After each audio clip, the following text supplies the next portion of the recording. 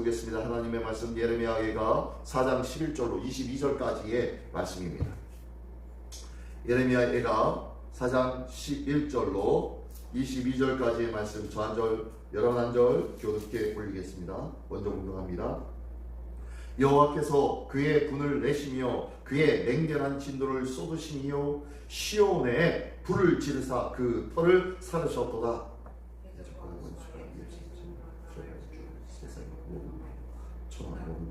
믿지 못하였습니다. 그의 선지자들의 죄들과 제사장들의 죄악들 때문이니 그들이 성읍 안에서 의인들의 피를 흘렸도다. 그들의 옷을 피해 덮었습니다. 그들이 만들 수 없다. 사람들이 그들에게 외쳐 이르기를 저리 가라 부정하다, 저리 가라 저리 가라 만지지 말라 하였으며 그들이 도망하여 방황할 때에 이방인들이 말하기를 그들이 다시는 여기서 살지 못하리라 하였도다. 다시는 돌아오지 않았습니다. 그들이 다시는 놓치지 않았습니다. 장로들 대적하지 않았습니다. 우리가 헛되이 도움을 바람으로 우리의 눈이 상하며 우리를 구원하지 못할 나라를 바라보았도다.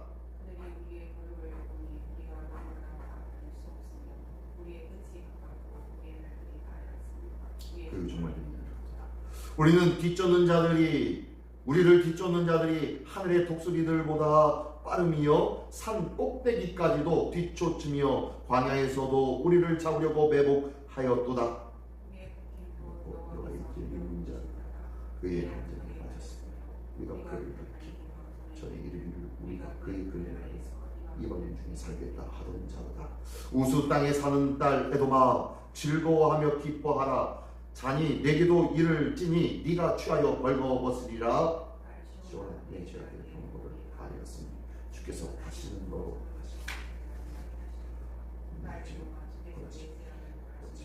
내 허물을 드러내시리라. 아멘. 아멘. 오늘 같이 나누는 하나님의 말씀의 제목은 헛된 기대와 참된 소망이라는 제목으로 같이 나누기를 원합니다.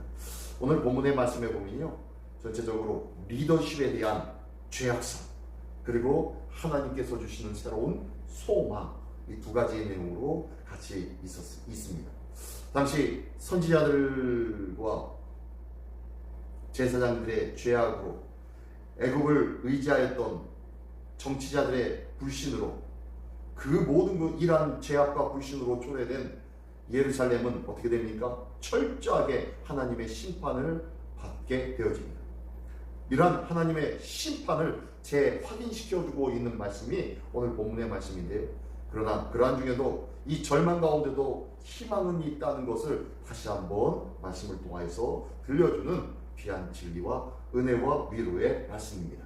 오늘 11절 12절의 말씀에 보면은요, 하나님께서 시온에다가 그 당신의 진노를 쏟아부었다라고 말씀하고 있습니다. 11절 보니까 여호와께서 그의 분을 내시며 그의 맹렬한 진노를 쏟으시며 시온에 불을 지르사 그 터를 사르셨다.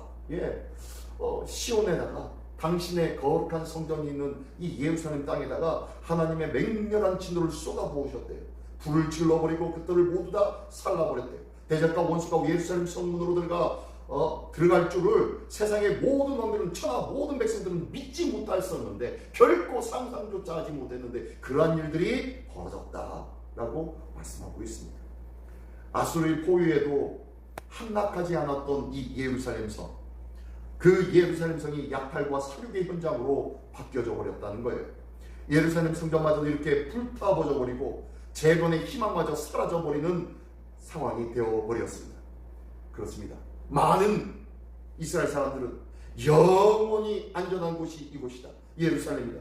예루살렘 성전만 있다면은 우리는 결단코 무너지지 아니하리라 라고 아수르의 포위에서 승리했던 그들이 전통적으로 200년, 100여 년간 그것을 믿고 의지하며 살아왔었습니다. 바벨론의 침략 가운데도 든든하게 이 성전이 있으므로 우리는 안전하다 라고 생각했었습니다. 그러나 이 땅에는 영원히 안전을 보장하고 평안을 보장하는 것은 없다는 것을 기억하십시오. 영원한 안정과 평안의 근원은 성전이 아닌 여호와 하나님이시기 때문입니다.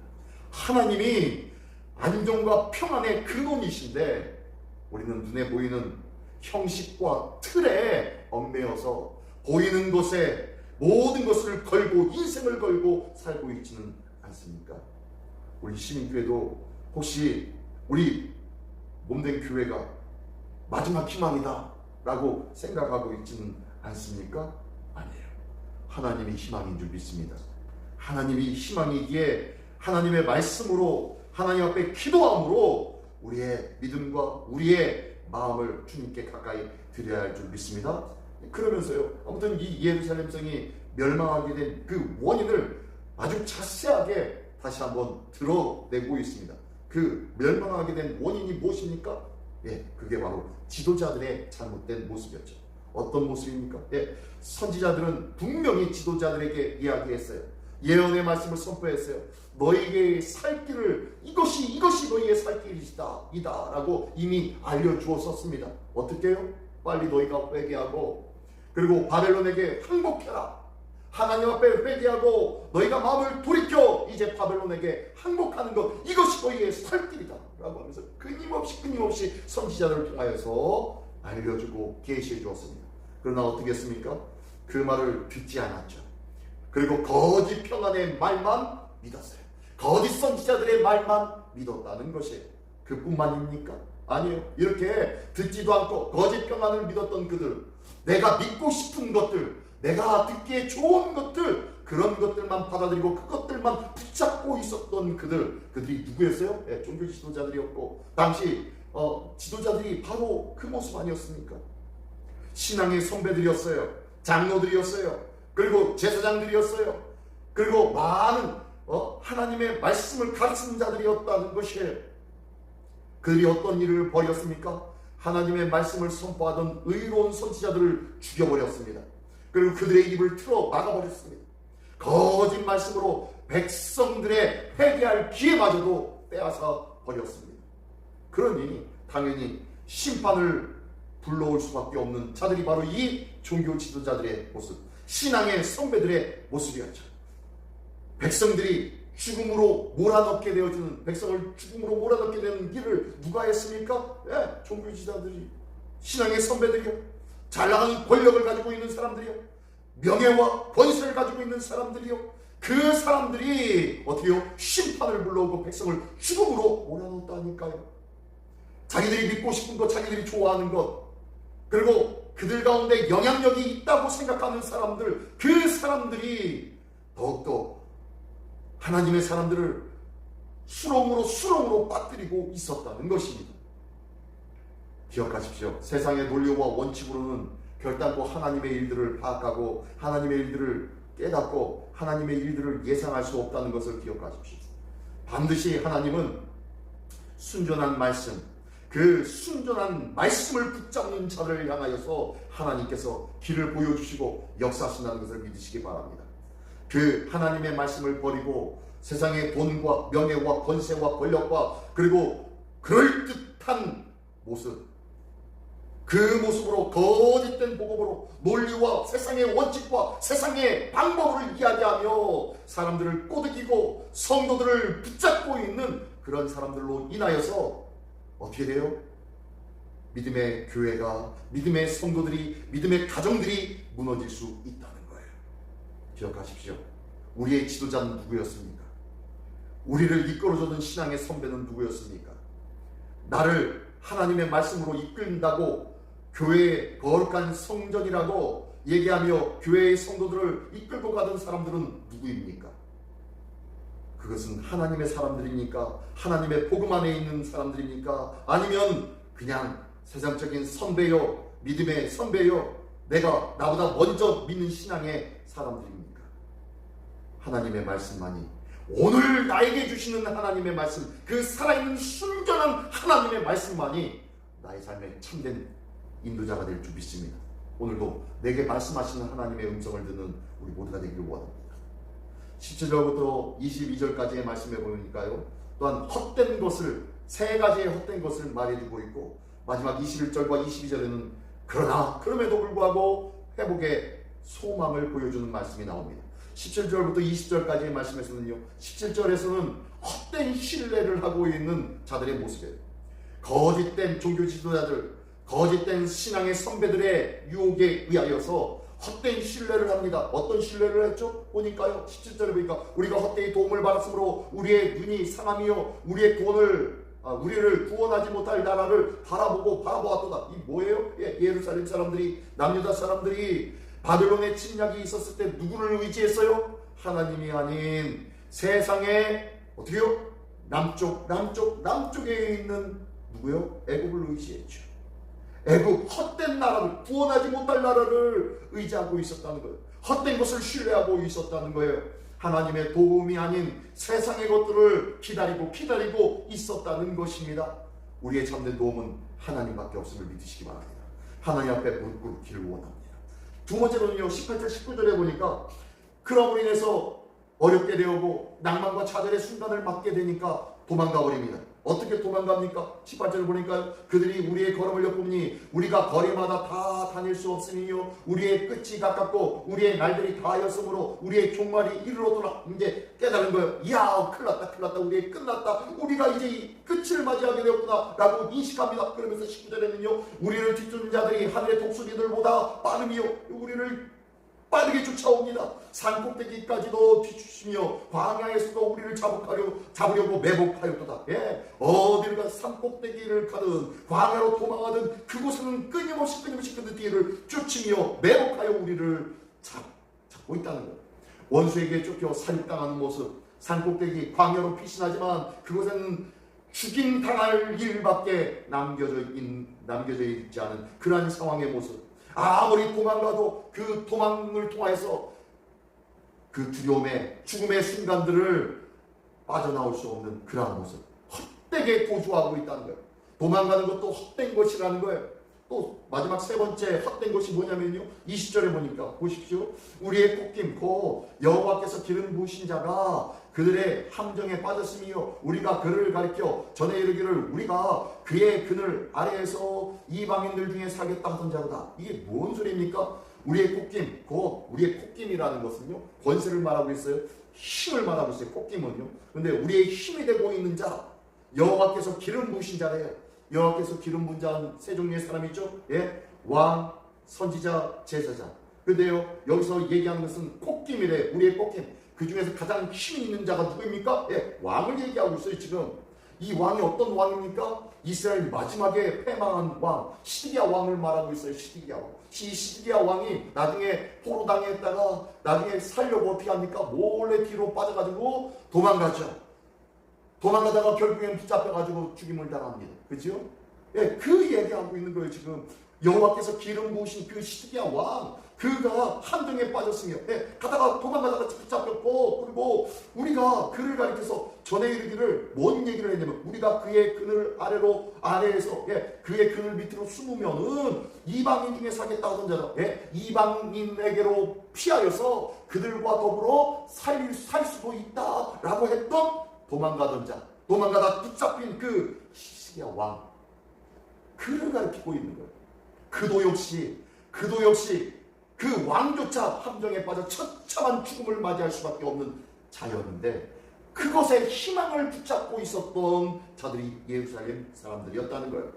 그러면서 헛된 신뢰, 헛된 도주, 헛된 희망을 이야기하면서 예루살렘 안에는 이제 헛된 것밖에 없다. 너희가 아무리 신뢰해도 참된 것을 신뢰하지 않고 참된 곳으로 도망하지 않냐고, 참된 소망을 붙잡지 않고 헛된 것만 바라보고 도망하고 의지하고 있구나 라고 말씀하고 있어요. 그러면 헛된 것이 아닌 참된 것은 무엇입니까? 참된 것을 신뢰해야 할 줄 믿습니다. 참된 곳으로 도망해야 할 줄 믿습니다. 참된 것을 희망하며 소망해야 할 줄 믿습니다. 누구예요? 우리는 누구를 의지합니까? 어떤 도움을 기다리고 있습니까? 우리가 의지하고 도움을 구해야 할 자는 바로 여호와 하나님이신 줄 믿습니다. 그 하나님만이 참된 신뢰요, 우리가 피할 반석이요, 또한 영원한 희망과 소망이 될 줄 믿습니다. 그렇다면 이렇게 하나님께 의지하고 도망하며 피하며 또한 소망을 갖는 자들은 어떻게 된다고요? 21절 22절에 보니까요 어떤 나라를 또한 예를 들냐면 그 옆에 있었던 에돔 국가를 들어 이야기합니다. 이 예루살렘이 멸망하게 되어지자 옆에 있었던 에돔 국가가 손뼉을 치며 기뻐하고 난리를 칩니다. 너무너무 좋아합니다. 왜요? 이 예루살렘이 멸망해서 남유다가 패망하게 됨으로 인해서 그 바로 옆에 있었던 에돔 국가가 그 땅을 차지할 수가 있게 되었거든요. 영토 확장의 기회가 되었거든요. 그러니까 너무너무 기뻐하면서 즐거워합니다. 그러나 여기 뭐라 그래요? 하나님께서 21절에 우수 땅에 사는 딸 에돔아 즐거워하며 기뻐하라. 잔이 네게도 이를지니 네가 취하여 벌거벗으리라. 뭐예요? 너도 예루살렘이 마시는 이 잔을, 패망의 잔을, 하나님의 심판의 잔을 너도 똑같이 마시게 되고 취하여서 벌거벗게 되어질 거야 라고 말씀하고 있는 거예요. 자신들도 하나님의 진노로 말미암아 쓰러질 것을 모르고 기뻐하고 있는 모습을 이야기합니다. 그러면서요 마지막에 그러므로 22절 딸 시온아 내 죄악의 형벌이 다하였으니 어떠고요? 죄악의 형벌이 어떻게 됐다고요? 끝났대요. 다했으니 주께서 다시는 너로 사로잡혀 가지 아니하게 하시리로다. 이야 이게 무슨 말이에요? 지금껏 멸망과 패망의 자리에서 괴로움과 고통의 자리에서 슬퍼하며 울고 있었으며 어찌할 바 모르고 있었던 예루살렘 사람들에게, 믿음의 사람들에게, 끝까지 하나님 편에 있었던 시온의 백성들에게 뭐라 그래요? 이제 다 끝났다. 더 이상 너희를 사로잡아갈 자가 있지 아니할 거야 라고 하면서 평화를 말씀해주고 있어요. 딸 에돔아 주께서 내 죄악을 벌하시며 내 허물을 드러내시다. 딸 에돔에게는 벌하시고 허물을 드러내시지만 하나님의 딸 시온에게는 다시는 너희가 사로잡힘을 받지 아니하게 하리라 라고 말씀하십니다.